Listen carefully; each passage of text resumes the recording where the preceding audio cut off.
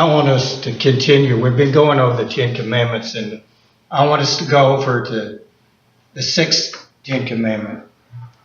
If you can remember that all the commandments are based on how much we love God and how much we love our neighbor.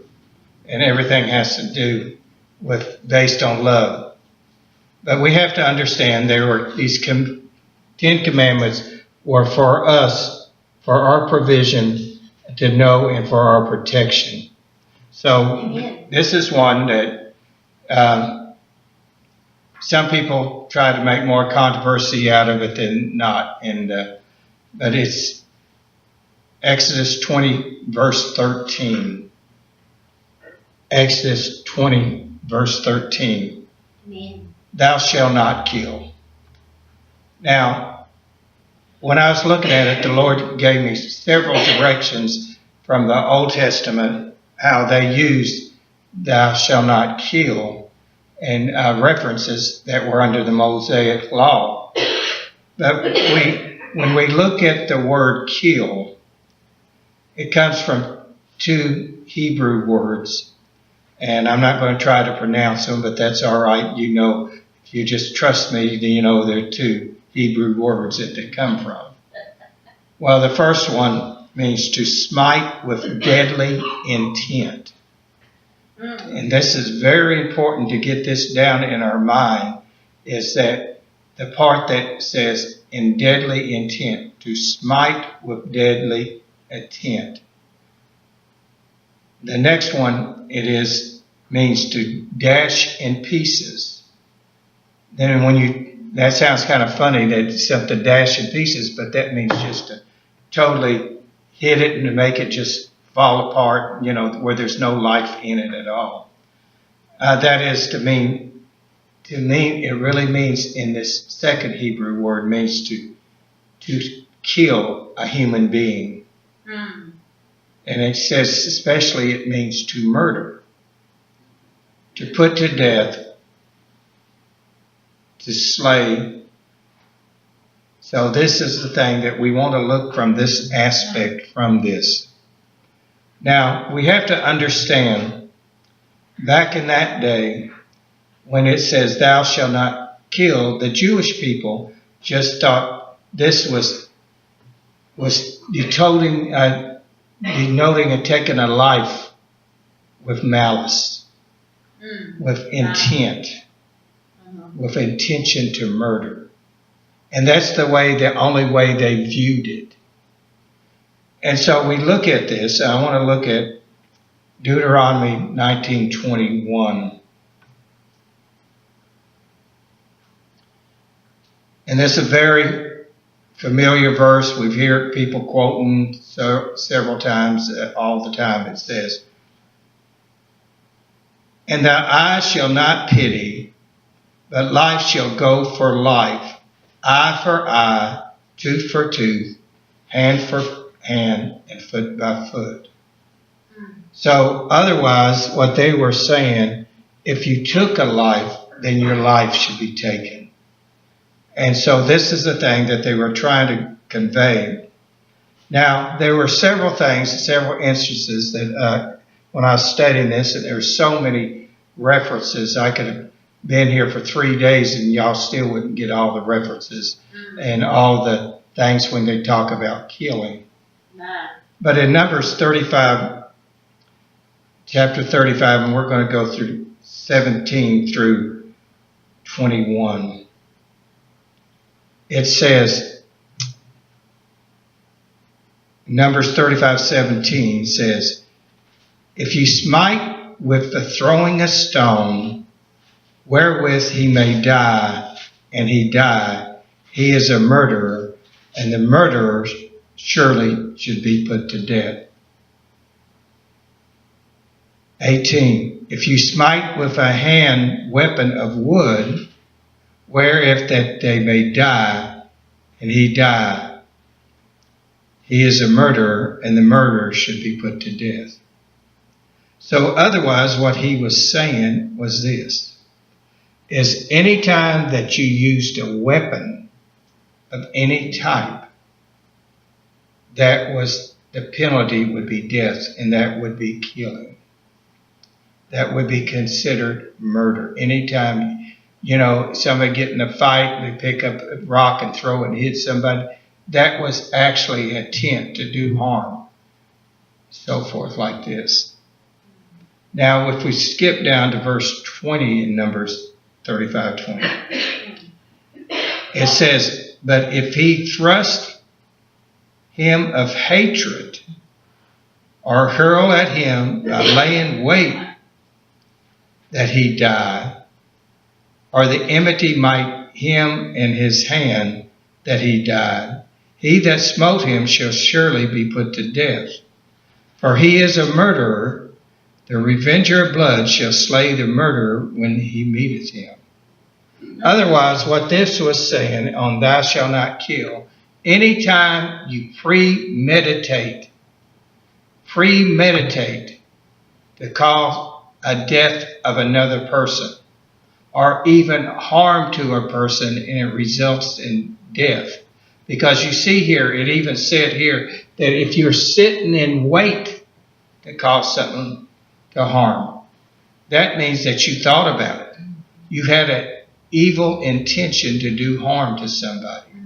So the law says that if the Mosaic law said that if you took anybody's life and intentionally took their life, that is considered murder. Otherwise, it goes against the commandment, thou shalt not kill. Now, those are the things that we have to understand, that they said tooth for tooth, foot for foot, eye for eye, and hand for hand, but life for life. So their law, if you took a life, then you were supposed to be put to death. Now, we say, wait a minute. Sometimes there's accidental deaths. Sometimes like us, like you driving in a car and you accidentally hit somebody, or, something happens. Well, he gives reference to that in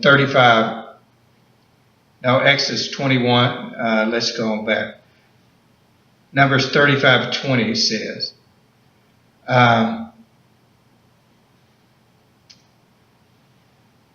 where did I see accidental death?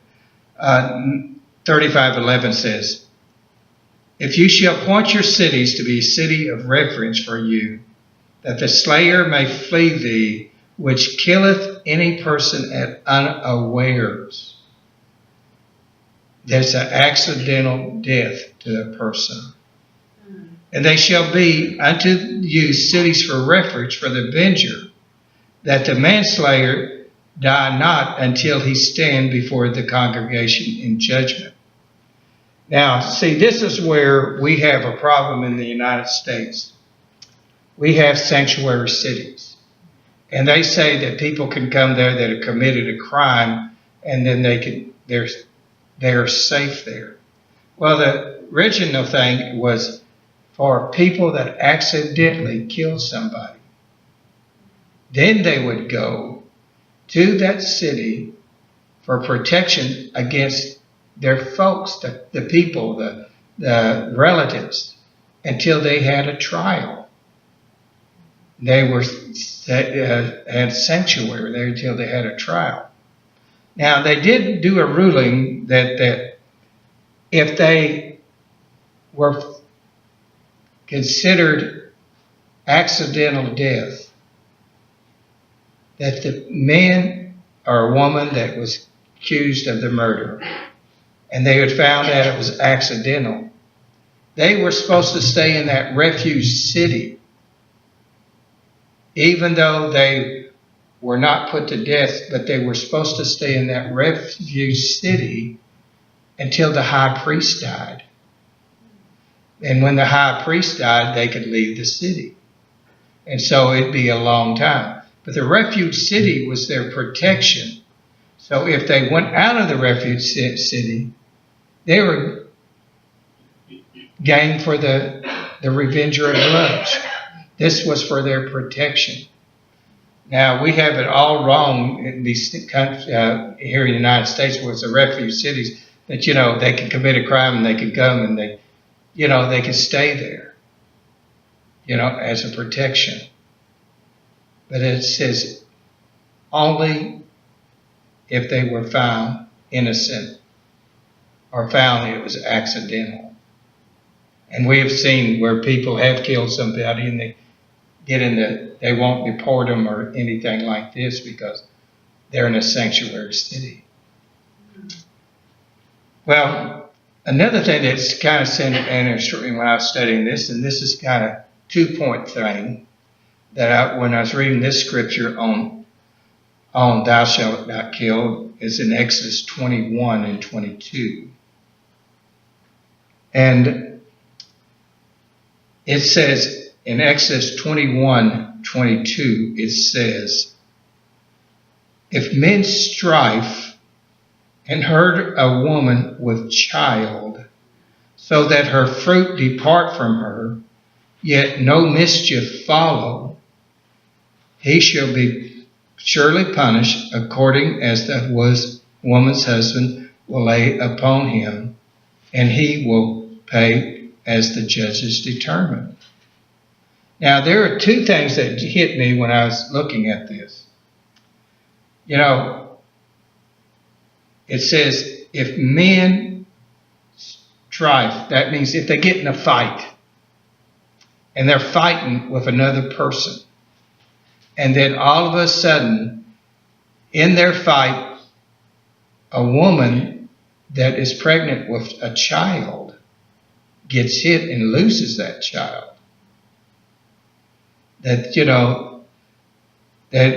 then the husband had a right to bring him before the courts. But the thing is, what showed me here, they're always trying to say, when does life begin? It says, with the woman is with child. It's saying that is death. That is death. And it made me think about abortion. That shows you that according to the scripture, being pregnant, it is a child and it's a human being already. Amen. And when that made me think about murder, that remember we said murder is with intent. So when somebody does abortion, it's intentionally murdering that child. So that is, thou shalt not kill. So abortion, even they say rape, incest, or anything, it's still killing. I don't care what anybody says. One woman that when I get to heaven, I'll be glad to see her. Because she was 3 days of my life put an impact on me because I got to spend 3 days with her. And the woman was Ethel Waters. I don't know if you remember Ethel Waters. That's the reason why she was a great Hollywood actress. She was a songster, or whatever they call her, singer. And she just very famous, very famous woman. And when I was in my car accident, she came to speak at a Youth for Christ rally, and I got to spend 3 days with her. And it meant a lot to me. And so I told people, if I ever die, I might not die if the rapture comes, that I want his eye is on the sparrow sung for me. Because in Billy Graham, she could travel with Billy Graham in the last part of her life. And she just would sing. And that just meant so much to me. Because she cared enough for me. It was right before she died. the guy that led me to Christ was the director of Youth for Christ, and in Portland, Oregon. And I hadn't seen him for years. And I so happened watching a TV show, and his name was mentioned on this TV show. It was Joker's Wild. It was a game show. And and they were talking, and this guy came on the show, and Wink Martindale asked him, he says, what do you do for a living? And he says, well, I'm a youth director here in Southern California. And he says, oh yeah, where at? You know, he said, Arcadia, California. And he says, he was talking to him, and he says, well, I have a friend named Jack Longley. Do you know him? And that was the guy that led me to Christ. And this was on national TV, and I got the call jacked up. And he says, it's so funny that your name got brought up to me just a couple of weeks ago. And it was Ethel Waters asking how I was. You know, and so that meant so much to me. The reason why I'm telling you about Ethel Waters here is because she was a botched abortion. Mm-hmm. Yeah. Her mother tried to abort her as a baby, and it was botched. And that's the reason why I'm saying that, you know, people say, well, it's rape or incest or anything like this. You know, it's still a human life. It's still a human life and the quality of life. So we see here that when people perform abortions, they are actually murdering because that's the intent to kill. It's intent to kill. But we're going through this here, and we're talking back to the scripture here, that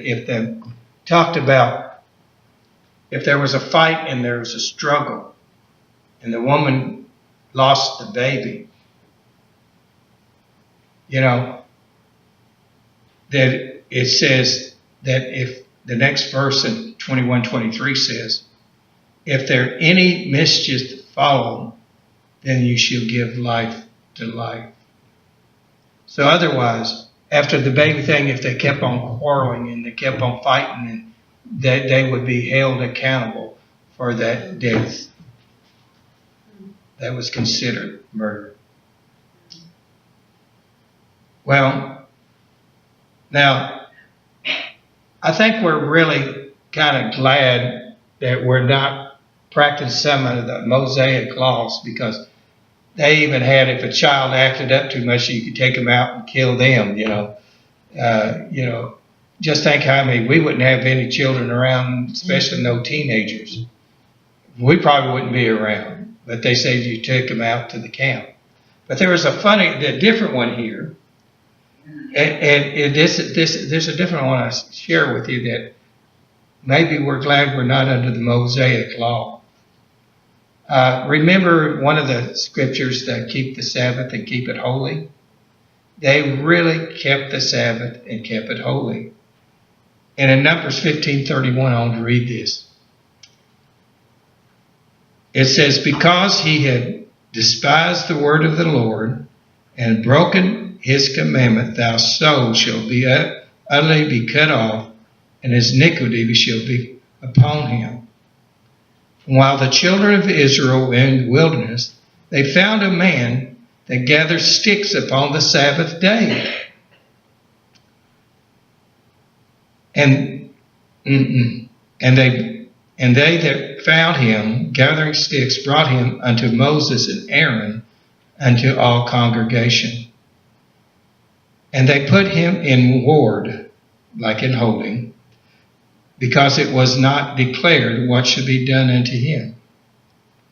And the Lord said unto Moses, the man shall be surely put to death, and all the congregation shall stone him with stones without the camp. Wow. Just doing work on the Sabbath could get you death. I mean, how many of us would have been killed already if they stayed with the same Mosaic law and keeping the Sabbath and keeping it holy? Now we see there, I showed you a little bit of different ways of way thou shalt not kill. Now, when we all look at this now, we look at the thou shalt not kill as a physical act. Something that we could see or, we could witness. But when Jesus came, it came differently. It says in Matthew 5:21,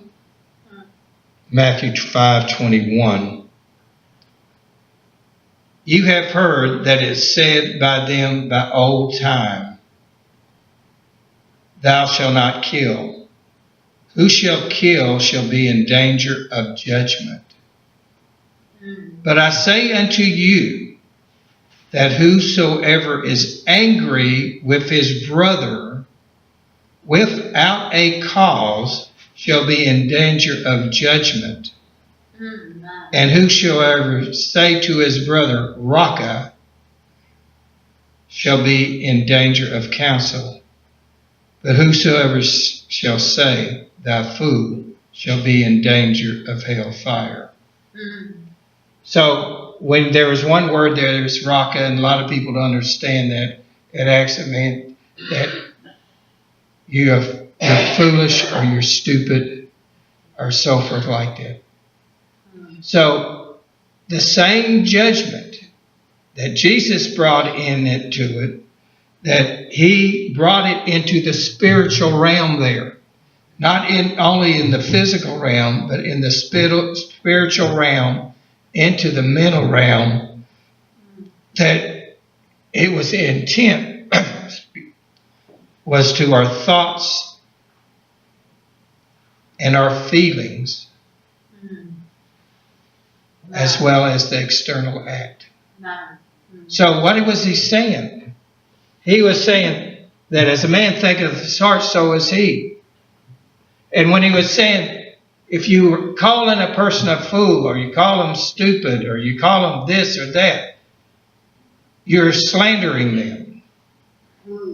And slander is as much cause as much harm as murder. So we have to watch our words, what we say to people, what we speak out of our mouth, because Jesus brought it from the external act to the mental realm, to the emotional realm, and the spiritual realm. So we have to watch what we say. It also talks about if you hated your brother, it's like you killed him. So a lot of things that he has brought out, and thou shalt not kill. How many of us, we're sitting here, none of us have ever killed anybody. Now we have to understand that we do kill a lot of things with our speech. And that's the reason why we have to watch what we say. Not only in the physical, a person we kill them, but we kill the things in our heart.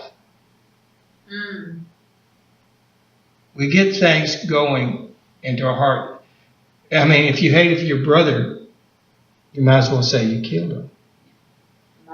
See, a lot of times we do so many things, and when we put it in this perspective, we just say, thou shalt not kill. But have you ever said, I wish they'd just go away and just leave me alone? Or says, I can't stand it, I wish they would die. You can't tell me somebody has never said that or thought that thought. We all do. And that's the reason why we need repentance. When we go out and do and say false things. Now, there was one thing that was kind of interesting.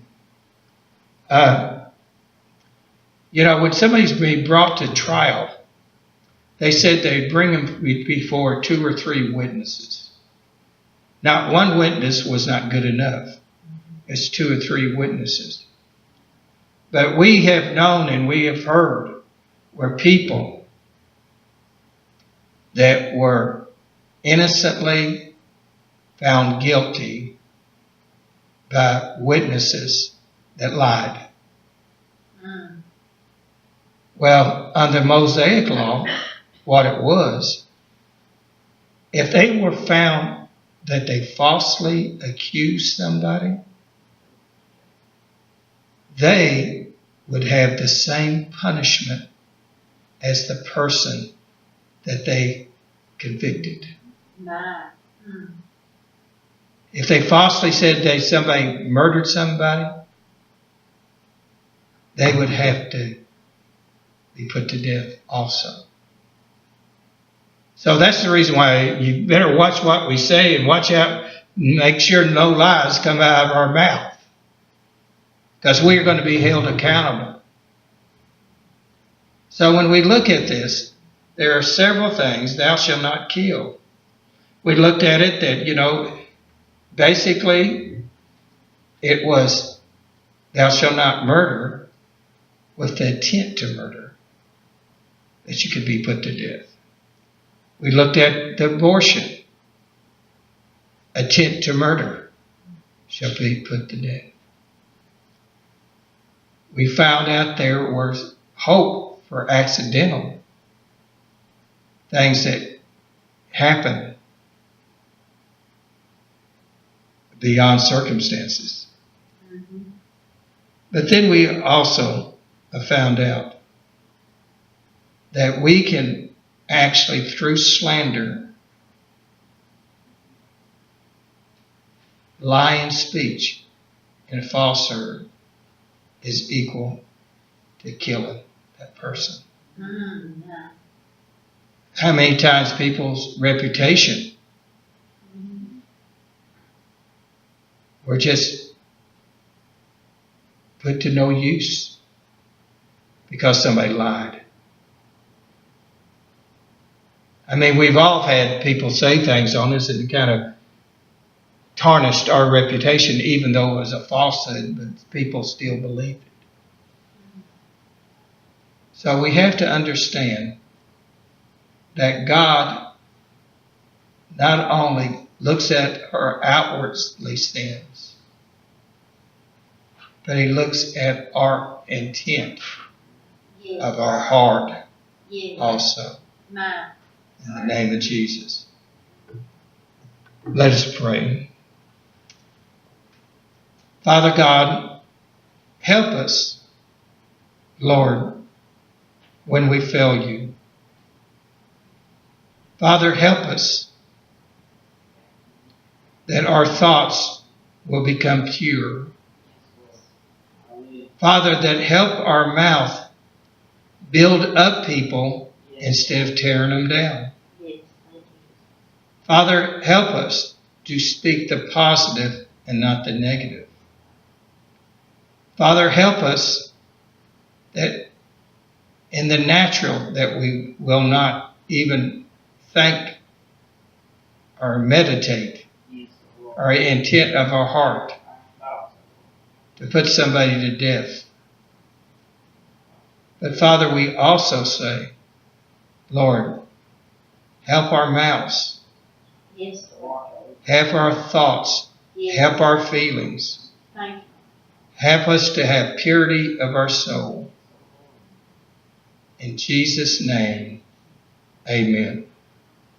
I was looking at Proverbs, I'm sorry,